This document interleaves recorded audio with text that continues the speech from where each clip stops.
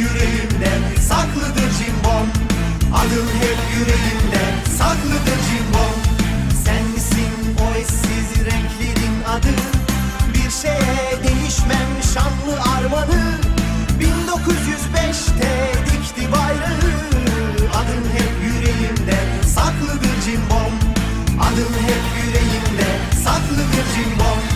Fileleri delmeyi, tüm devleri yenmeyi, Avrupa'nın fethini senle öğrendik.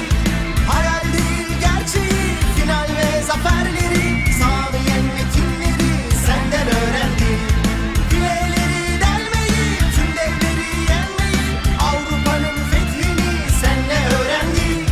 Hayal değil gerçeği, final ve zaferleri, sağlayan metinleri senden öğrendik. Aslana krallık yakışır, yakışır. Cimboma şampiyonluk yakışır, yakışır. Aslana krallık yakışır, yakışır. Cimboma şampiyonluk yakışır, yakışır.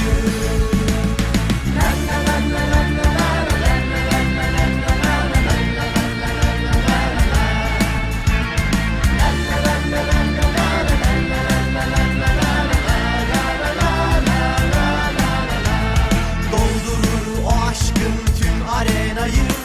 Alparslan ruhudur ultra aslanın. Yanında her zaman coştur onları. Üstümüzdeki forma şereftir cimbom. Üstümüzdeki forma şereftir cimbom. Doldurur o aşkın tüm arenayı. Alparslan ruhudur ultra aslanın. Yanında her zaman coştur onları. Üstümüzdeki forma şereftir cimbom. Üstümüzdeki forma